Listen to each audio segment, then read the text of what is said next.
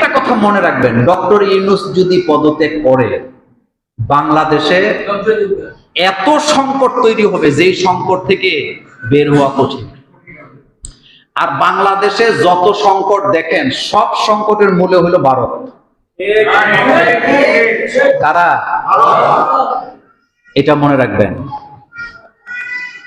আপনি যে ঘরে বাইরে বাইরে ঝগড়া করতেছেন, এই ঝগড়াটা মিট হোক না, এটা আপনার পাড়া প্রতিবেশী সর্দাররা চায় না। আপনি মিলতে চাইলেও আপনার ভাইয়েরে আপনার সাথে কি করবে? লাগাই দিবে। এটি বুঝতে হইলে আপনার ব্রেন লাগবে, ঠান্ডা মাথায় বুঝতে হবে। ভারত এই দেশকে কখনো শান্তিতে থাকতে দিবে না। আর ভারত কখনো এই দেশে ইসলামকে মাথা চাড়া দিতে দিবে না। আপনি মানেন চাই না মানেন, এটা আপনার ব্যক্তিগত ব্যাপার। কারণ এই দেশ দুর্বল থাকলে ভারত লাভবান। পৃথিবীর কোন দেশ দুর্বল হলে ভারতের লাভ নাই, কিন্তু বাংলাদেশ দুর্বল থাকলে ভারতের লাভ আছে। আপনারা যারা ভারতে গেছেন আমার সাথে পার্সোনালি কথা বলবেন। বাংলাদেশের কোন মানুষ ভারতে গিয়া শান্তিতে হোটেল পাইছে, হোটেলে বুকিং এ পাইছে, মর্যাদা নিয়ে বাস করছে, একটা প্রমাণও আপনি দিতে পারবেন। চিকিৎসার জন্য গিয়া লাঞ্ছিত হয়েছে। আমাদের দেশে একজন সাংবাদিক ছিল মুন্নিশা, আপনাদের মনে আছে? মুন্নিশা ঠান্ডা হয়েছে কবে জানেন? ভারতে একটা সফরে গেছিল সে প্রধানমন্ত্রীর সাথে। যাওয়ার পরে হোটেলে শান্তি পায় নাই, ঘুমায়া শান্তি পায় নাই, খানা পায় নাই, লাঞ্ছনা বঞ্চনা খাইয়া এরপরে বুঝছে যে এতদিন কার দালালি করলাম, তারা তো আসলে আমাদের বন্ধু না। এখন আর মুন্নিশারে দেখেননি? আপনি এখনো ইউটিউবে সার্চ দিলে তার এই বক্তব্য পাবেন। সে লাইভে আইসা বলছে যে এখানে 1.5 পয়সার দাম আমাদের নেই। শোনেন, রাষ্ট্র পররাষ্ট্রনীতিতে আপনার সাথে আমার সম্পর্ক হবে ব্যবসায়িক, গিভ এন্ড টেক। আপনি দিবেন আমি দেব, আমি দেব আপনি দিবেন, নাকি? কিন্তু ভারত আমাদেরকে শোষণ করার চেষ্টা করছে 54 বছর। ভারতের ট্রেন আমার দেশে দিয়ে চলবে, ভারতের ট্রাক আমার দেশে দিয়ে চলতে পারবে, ভারত আমার করিডোর ব্যবহার করতে পারবে, আমার রেল লাইন ব্যবহার করতে পারবে, আমার সমুদ্র সীমা ব্যবহার করতে পারবে, কিন্তু আমি ভারত থেকে কিছুই পাবো না। মনে হয় যেন এটা একটা অঙ্গরাজ্য। এটা কি? আরেকটা কথা মনে রাখবেন, ভূ রাজনীতি বড় ভয়ানক। পাকিস্তানের লোকে মারামারি করতে গেছিল না? এটা বলে শেষ করে গেছিল নি? থামছেনি? কথা কন না কেন? থামছেনি? এমনি এমনি থামে নাই। আপনি দেখেন তো তাদের অপারেশনের নামগুলা। ভারত তার অপারেশনের নাম দিছে কি? সিঁদুর। কথা কন কি? মানে সিঁদুর কই দেয়? কারা দেয়? তো পাকিস্তানও কম না, পাকিস্তান এটার নাম দিছে কি? বুনিয়ানুম মারসুস। কিন্তু আপনি কি জানেন এই শব্দটা যে কোরআনের? জানেন তো?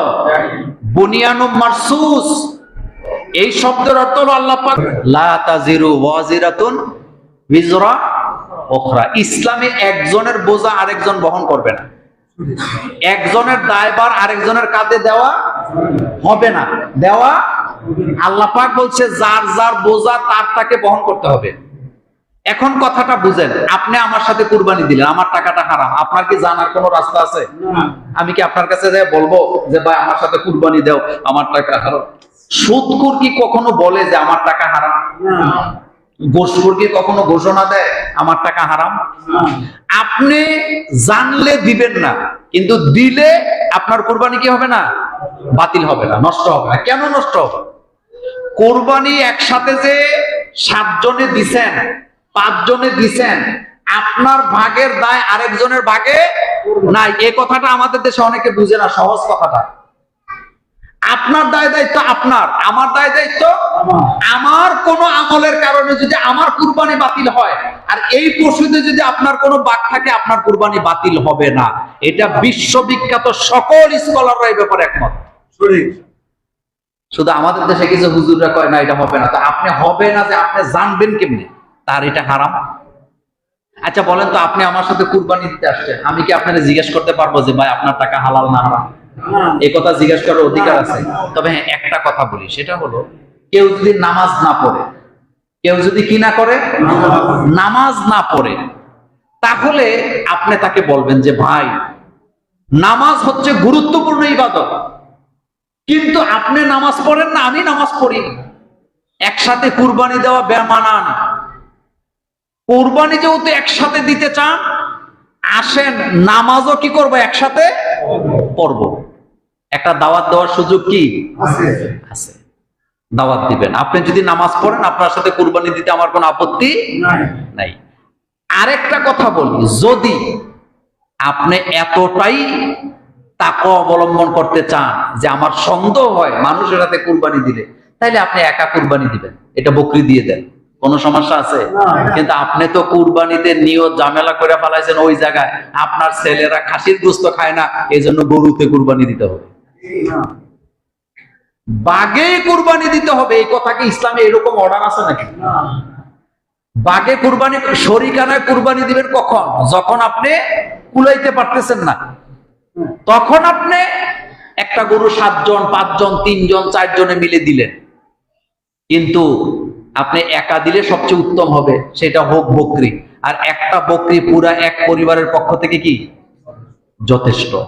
এই জন্য সুদখোর ঘুষখোরের সাথে জাইন্ডা বুঝা কুরবানি দেওয়ার কোনো দরকার নাই। তবে যদি দিয়ে দেন, তাহলে আপনার কুরবানি কি হবে না, বাতিল হবে না। হুজুর, আমাদের এলাকাতে একটি কবরে প্রায় রাত্রে আগুন জ্বলে, যা আমার নাবালক ছেলে দেখতে পায়, কিন্তু আমরা দেখি না। এর কারণ কি হতে পারে? প্রথম কথা হলো, এখানে গ্যাস ট্যাস থাকতে পারে, আমি জানি না। 2 নাম্বার কথা হলো, কবরের আযাব মানুষ দেখার কোনো সুযোগ নাই। আছে? আছে না, কোনো সুযোগ নেই। কবরে কি হয়, কবরের আযাব কি হয়, এটা আল্লাহ ছাড়া দুনিয়ার মানুষ দেখার কোনো সুযোগ নেই। আমাদের দেশে আমাদের আকীদার মধ্যে ঝামেলা আছে। একটা মানুষ মারা গেছে, তার কবর করতেছে, এমন বৃষ্টি, প্রচন্ড বৃষ্টি, কবরটা ঠিক মতো করা যায় নাই। কবরে পানি পানি কি করে সিঁচে সিঁচে তারপরে মাটি দিছে। অনেকে মনে করে লোকটা ভালো ছিল না, এজন্য শান্তিতে মাটিও দেওয়া গেছে না। এটা 100% কুসংস্কার। এটা কি বরং হাদিসে উল্টা ভাবে আসছে। কোন আল্লাহর প্রিয় বান্দা যখন মারা যায়, আকাশে বৃষ্টি হয়। আকাশে কি হয়? আকাশ থেকে বৃষ্টি। কোন একটা মানুষ মারা গেছে, তার জানাজা পড়া যাচ্ছে না, দুর্যোগের কারণে জানাজা পড়া যাচ্ছে না, বৃষ্টির কারণে, এখানে দোষের কিছুই নাই। কিন্তু আমাদের দেশে এটা কি মনে করে, কারো কবর করতেছে, কবরে পানি পাইছে, কয় তার কবরে পানি পাওয়া গেছে, লোকটা ভালো ছিল না। তো পানি কি ভালো লক্ষণ না খারাপ লক্ষণ? এই আকীদাগুলি আমাদের মধ্যে আছে। দোকানের মধ্যে আইসা রাস্তাঘাটে কয় অমুকরে মাটি দিতে পারে নাই, তো কবরে পানি চলে আসছে। তো কবরে পানি চলে আসছে, আপনার সমস্যা কি? কবর ভাঙ্গিয়া পড়ছে। তো কবর যদি বালি মাটির হয়, এটা কবর পুরার পরে ভাঙ্গিয়া পড়ার সম্ভাবনা আসেনি? এটার সাথে ব্যক্তির আমলের কোনো কি নাই, কোনো সম্পর্ক নাই। কবরে যদি আগুন জ্বললেও থাকে, গ্যাসের কারণেও তো মাটিতে আগুন জ্বলে, জ্বলেনি? পৃথিবীতে একটা দেশ আছে আজারবাইজান, কি নাম? আজারবাইজানের শত শত জায়গার মধ্যে আগুন জ্বলে। পৃথিবীতে একটা দেশ আছে ইন্দোনেশিয়া, কি ওখানে বিভিন্ন জায়গায় আগুন জ্বলে। তা আপনি কি বলেন? আর মাটির নিচে যে আগুন আছে, এই কথাটা কার? বিজ্ঞানীদেরও কথা, আল্লাহরও কি কথা। সুতরাং আগুন জ্বলছে মানে ওই লোকটা খারাপ, লোকের কবরে আযাব হচ্ছে, এরকমের আকীদায় বিশ্বাস করার কোনো কারণ নেই। কবরের আযাব দেখা যায় না। আরেকটা কথা বলে রাখি, আমাদের দেশে মানুষ ভয়েতে অনেক কিছু দেখে যেটার কোনো অস্তিত্ব নেই। একা একা ঘরের মধ্যে শুয়ে আছে, ইঁদুর খটখট করে, হাতের কাছে মনে হয় ভূত চলে আসছে। এরকম ভয় আপনারা জীবনে বোধহয় পান নাই। কই এই ঘরে তো ঘুমান যায় না। কয় কেন? কয় ঘরে যে অবস্থা, কত কিছু বাস করে। সকালবেলা বাতি জ্বালা দেয় ইঁদুর, বিড়াল, এরকম আসেনি? এই ভয় আমরা বাঙালিরা এই ভয়ে ভীতু। মাশাআল্লাহ দিলে ঘর থেকে বের হয় না, রাস্তা দিয়ে হাঁটলে কি গায়? গান গায়। এগুলা কিছুই না, এগুলা কিছুই না। আপনি ঘুমের আগে কোরআন তেলাওয়াত করবেন। 2 ভাই প্রবাসে থাকা, আর্থিক সমস্যার কারণে একজনের পক্ষ থেকে কুরবানি দিয়ে সেই মাংস 2 ভাগ করা যাবে কিনা? প্রথম কথা হলো, চুলা যদি একটা হয়, তাহলে একটা বকরি যথেষ্ট।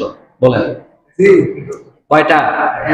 কিন্তু চুলা যদি 2টা হয়, একজনে কুরবানি দিবে আর গোস্ত 2 ভাগ করবেন, এটা হবে না। এমনিতে আপনি একজনের পক্ষ থেকে কুরবানি দিয়ে তাকে গোস্ত দেন, কোনো অসুবিধা আছে? কিন্তু ভাগাভাগির কথাটা আসে কেন? ভাগাভাগির কথাটা তখন আসে যখন দিলের মধ্যে কি আছে? সমস্যা আছে। সমস্যা নাইলে সব কথা না বললাম। চুলা যদি একটা হয়, কুরবানি কয়টা যথেষ্ট? একটা। চুলা যদি 2টা হয়, এক কুরবানি দিয়া 2 ভাগ করবেন, হবে? আর আপনি ভাইয়ে ভাইয়ে এত ভাগাভাগির দরকার কি? একসাথে খান, একসাথে রান্না করেন, একসাথে রান্না করে নেন, কোনো অসুবিধা আছে? কিন্তু গোস্ত 2 ভাগ করতে হবে কেন? এই ভুলটা আমরা অনেকেই কি করি, এটা করার কোনো দরকার নেই। এটা প্রশ্ন আছে, ডক্টর ইউনূস পদত্যাগ করার সিদ্ধান্ত নিচ্ছেন, তিনি যদি পদত্যাগ করেন তাহলে বাংলাদেশের ভবিষ্যৎ কোন দিকে যাবে? প্রথম কথা হলো, একটা কথা মনে রাখবেন, এটা হলো রাজনীতিতে শেষ বলে কিছু নাই। কথা কন না কেন? রাজনীতিতে শেষ বলে কোনো কথা নাই। কারণ রাজনীতিবিদ যারা, তারা মিনিটে মিনিটে পোল্টি লয়। কথা কন না কেন? সেকেন্ডে সেকেন্ডে কি লয়? এই জন্য রাজনীতিবিদদের বিশ্বাস করতে একটু সাবধানে করেন। 2 নম্বর কথা হলো, বর্তমানে যিনি দেশটা চালায় ডক্টর ইউনূস, তিনি কিন্তু আসলে রাজনীতিবিদ না। তিনি কি রাজনীতিবিদ? এবং তার সাথে যত উপদেষ্টা আছে তারাও কি না? রাজনীতিবিদ না। যার কারণে রাজনীতিবিদদের রাজনীতির বক্তব্য সহ্য করার মতো ক্ষমতা তাদের নাই। আপনি দেখবেন রাজনীতিবিদ যখন বিপদে পড়ে তখন বলে এটা আমার রাজনৈতিক বক্তব্য। তো রাজনৈতিক বক্তব্য কি তোমার জীবনের থেকে আলাদা ছিল? না। কিন্তু এটা কেন বলতেছে? বিপদে পড়া বাঁচার জন্য বলে। আপনি দেখবেন বাংলাদেশে, আপনাদের বয়স, আমার তো বয়স মোটামুটি 45 পার হয়েছে, আমি যতদূর দেখছি যারা ক্ষমতায় থাকে তাদের বক্তব্য তখন তত্ত্বাবধায়ক সরকার জায়েজ নাকি জায়েজ না?